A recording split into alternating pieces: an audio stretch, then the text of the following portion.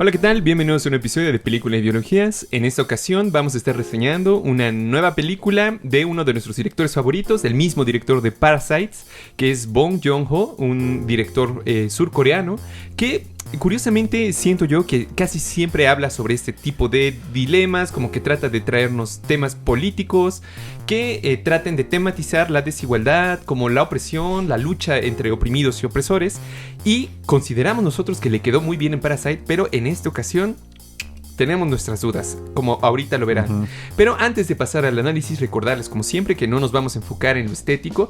En esta ocasión es, digamos, impresionante. De hecho, tuvo muchísimo presupuesto. Si no me equivoco, es la película de este director que más presupuesto ha tenido. La primera en inglés. Y además la primera en inglés con un actor que es estrella total, que es Robert Pattinson. Correcto. Entonces estamos hablando de un proyecto...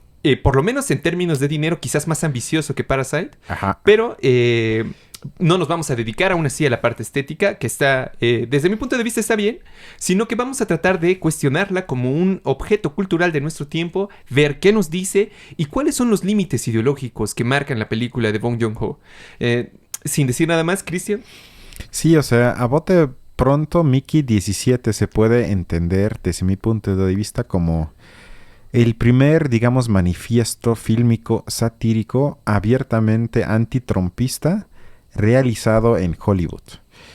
Es decir, que podría ser la película perfecta para el inicio del segundo periodo presidencial de Trump, aunque me parece mucho más lograda la del Aprendiz para la comprensión del fenómeno Trump que esta, pero ahorita vamos a hablar de eso. Y esta cinta fue presentada en el pasado Festival de Berlín, escrita por el propio director, que se basa, y eso es muy importante, en una novela de ciencia ficción que se llama Mickey 7, no Mickey 17, pero todo lo que pasa en la película se basa en esta novela. Y bueno, sin sutileza de por medio, que eso sí lo tuvo en Parásitos, es una crítica directa no solo al rapaz capitalismo oligárquico y patrimonialista, que se ha extendido en todo el mundo, sobre todo en los últimos años, o por lo menos se ha profundizado en ese sentido, con todo y un, como no podría ser de otra manera, irremedible villano encarnado por Mark Ruffalo, que hace una figura, discutimos antes de grabar si es Trump, aunque creo que tienes un punto cuando dices que es más Musk, aunque tiene algunos rasgos de Trump, pero bueno, es el villano ahí de la película, egocéntrico, supremacista, comandante imperial que los lleva a un planeta nuevo para colonizarlo y dominar de esa forma a la civilización y lo que sea. Y entonces, bueno, ahí hay una fusión física y moral entre esos dos personajes, me parece, que lleva entonces a que Mickey 17, interpretado por Robert Pattinson, es uno de los colonizadores al servicio de Marshall. Y bueno, la voz en off nos cuenta de que Robert Pattinson, su personaje, decide huir de la Tierra debido a cierta deuda impagable. Su intento de emprender fracasa. Ahí se burlan un poco de su intento de abrir una empresa. Ya no me acuerdo exactamente qué de comida querían vender. No importa.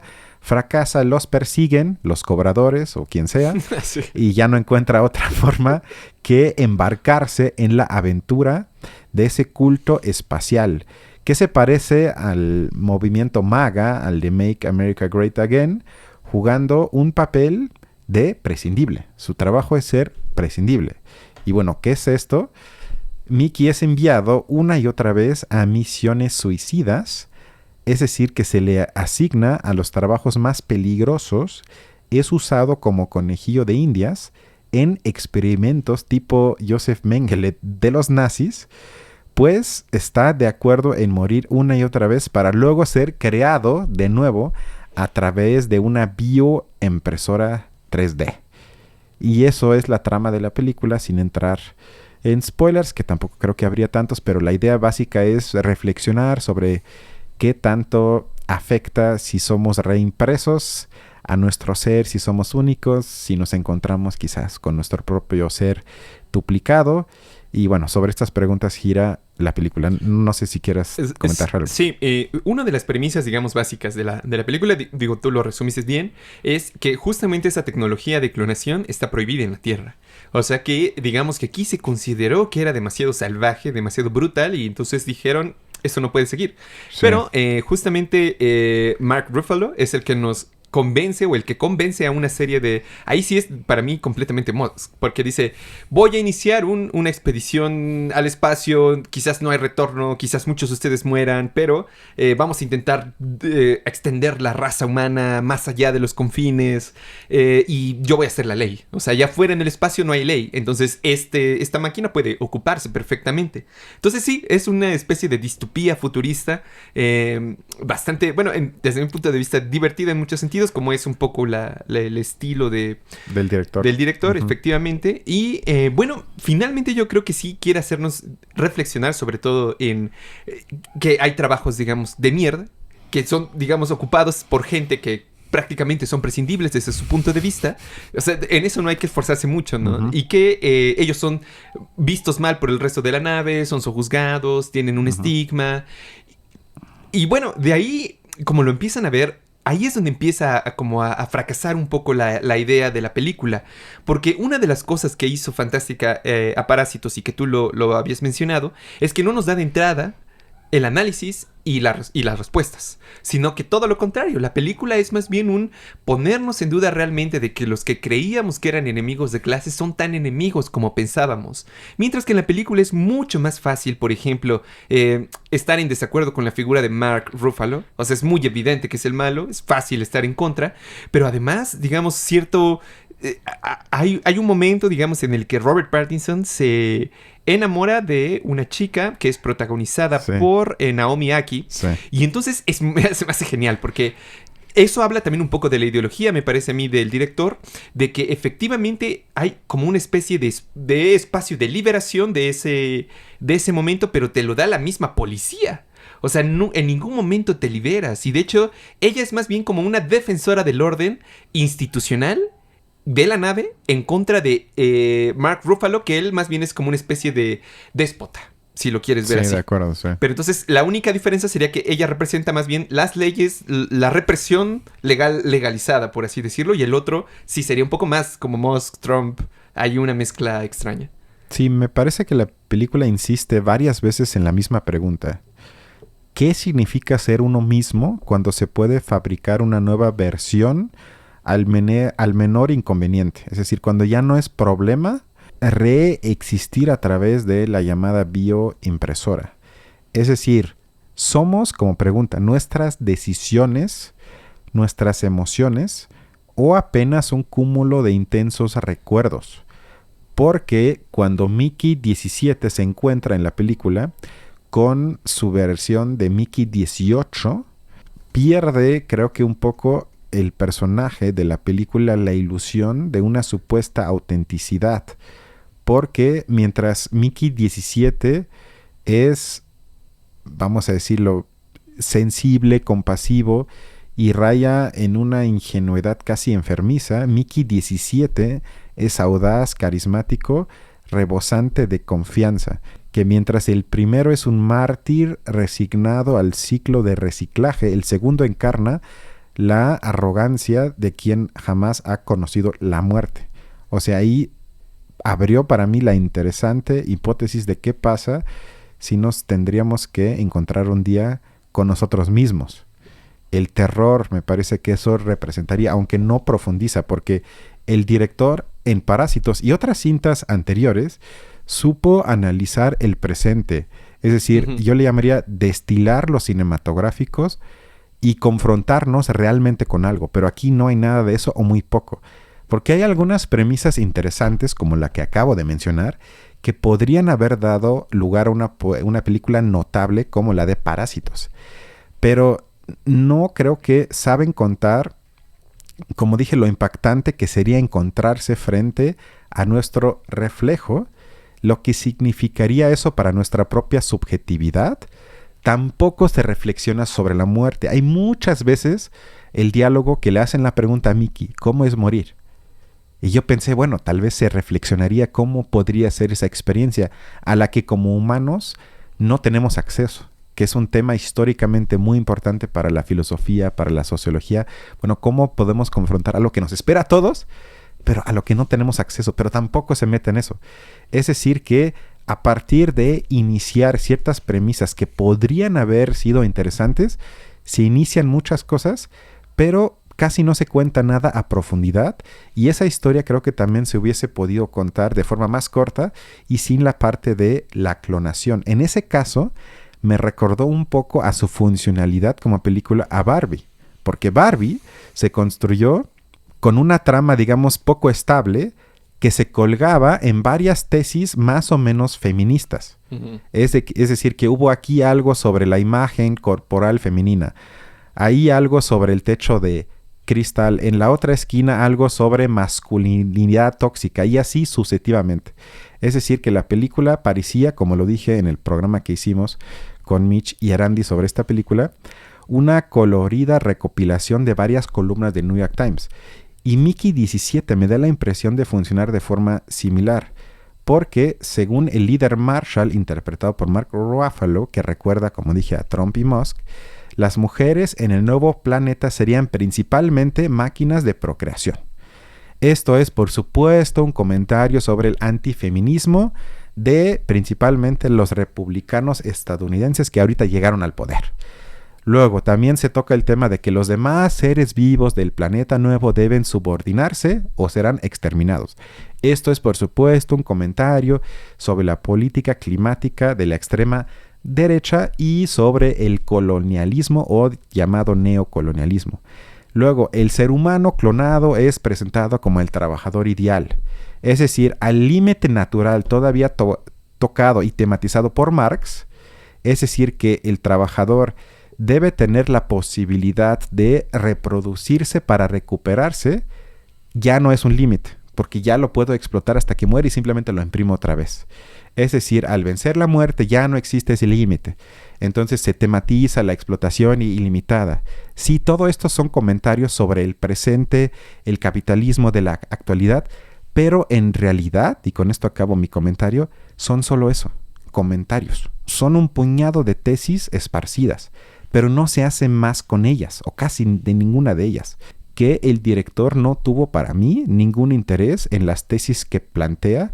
Es decir, sería para mí realmente interesante desde el punto de vista ético ver cómo se produce esta división de la humanidad entre los que son prescindibles y son clonados y quienes no. O sea, como premisa ética me parecía muy interesante.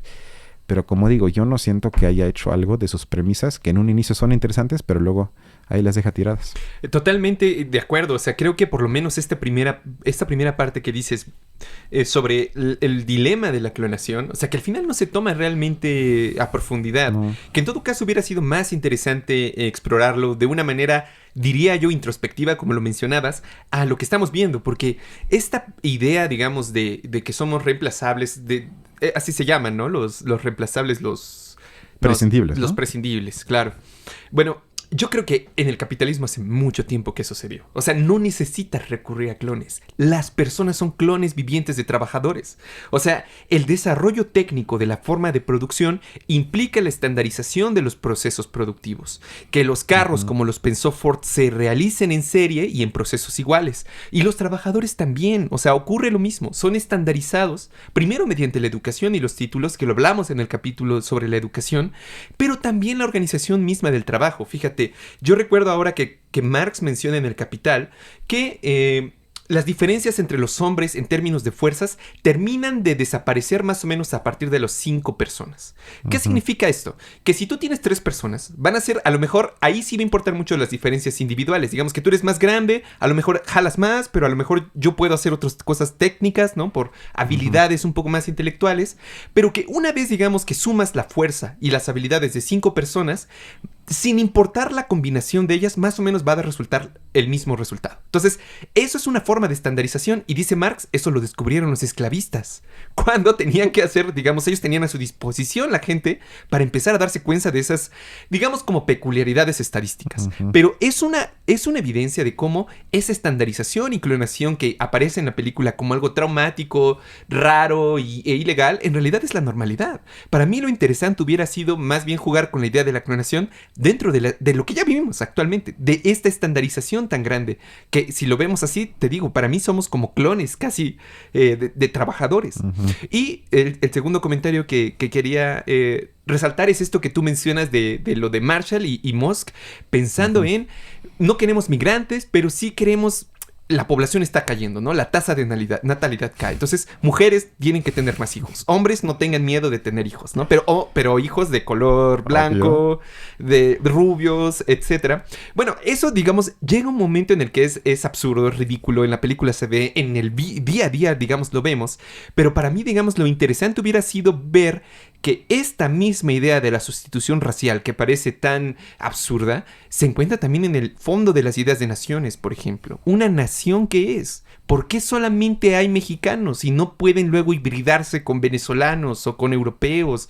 O sea, esta idea misma es racial detrás. O sea, está racializada. Para mí lo interesante hubiera sido ver cómo estas premisas del líder aparentemente loco reaparecen en nuestro día a día. O sea, que tienen fuertes, digamos, ahí... Bueno, esas dos cosas nada más de los temas que mencionas es que me parece que evidencian lo que mencionabas, que el autor toca los temas, pero es incapaz de ponerlos realmente a discusión. Sí, porque sí lo hizo en Parásitos, que gana el Oscar, que los dos coincidimos que lo merecía, y es una de las obras maestras de los últimos 10, 20 años. Porque lo que hace en esa película es, me parece que el cine piensa en sí mismo en Parásitos, y nosotros lo observamos mientras piensa. Es decir, que el análisis de clase que se puede extraer de Parásitos es tan cautivador como alegoría, porque solo a través de la narración alegórica las relaciones se vuelven tan transparentes en la película o en el análisis de la misma. Es decir, que la narración alegórica no es un rodeo, sino, por llamarlo de alguna forma, el único camino de comprensión de la cinta. Que el análisis y la atención, el interés, yo le llamaría hasta cognitivo, sumado al entretenimiento, porque no es para nada una película aburrida, sino es muy entretenida, no están separados entre sí en la película de Parásitos, sino que se condicionan mutuamente. La forma de tener acceso a esa película es a través de la alegoría que se presenta en la misma. Es la única forma de comprenderla. Por eso, en realidad, para mí, Mickey 17 no hace el esfuerzo de construir alegorías, metáforas, sino que es más, para mí, una simple parodia de la realidad. Pero hasta en eso se queda muy corto. O sea, es más, una copia de la realidad y luego hace una parodia de la misma. Pero nada más es eso. O sea, es como una película, como si fuese un carnaval que me burlo de lo que está pasando, pero no trato de comprender lo que está pasando, como lo hablamos, me parece, ayer. O de que mi burla sea lo suficientemente inteligente para resaltar ciertas cosas y poner en duda otras, ¿no? Estoy de acuerdo, pero eso para mí implicaría previamente una comprensión de lo que está pasando. Como lo hablamos, es que tú me decías, bueno, sí, o sea, Elon Musk, interpretado por Mark Ruffalo en la película, es un personaje que te provoca risa y te da pena ajena. Pero ¿cómo explicar entonces el fanatismo alrededor de la figura de Musk en la vida real? Aquí en el canal tenemos análisis de entrevistas con Musk, donde me parece que fue con Horacio que analizamos 1:30 de entrevista con Musk, y yo me quedé así de, pues claramente entendí que tener mucha lana no te ayuda no te quita de ser pendejo. Sí, eso es evidente. Tener dinero no te salva de que no seas pendejo. Y digo, pero por Dios, ¿por qué ese personaje es un dios para tantas personas en todo el mundo? Eso para mí sería como la condición de acercarse a la comprensión del mismo y luego burlarse en la película, pero no presentar una forma tan ridícula de esa figura que, claro, en la película vas a decir, pero qué risa me da, qué tonto. Y claro, al final tiene que morir ese personaje para que salgas con cara feliz del cine. Pero yo no entendí nada mejor después de ver esa película. Y con Parásitos al revés, o sea, me ayudó a comprender muchísimas cosas. Incluso sigo recurriendo a veces a esa película para explicar algo que está pasando.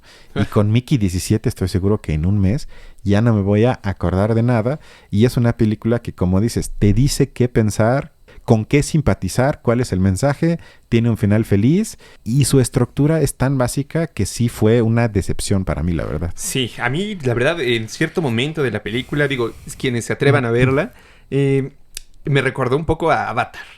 O sea, Tristemente Avatar, sí. Avatar o o alguna de esas así películas de ese estilo. Sinceramente. O sea, Un poco, sí. eso cuando ya los gusanos de repente son portadores de una sabiduría ancestral y son los nativos de esta tierra y que hay que salvarlos. La verdad, sí, yo no le vi ningún sentido a eso. Sí. Ningún momento para hacerlo. En vez de tomar una idea y desarrollarla bien, como que mete un poco de todo, como queriendo problematizar todo, al final no habla de nada y no termina de cristalizar en una buena obra, en algo que valga la pena, la verdad. Sí, creo que sí es sinceramente. Nada más quisiera mencionar dos últimas cosas.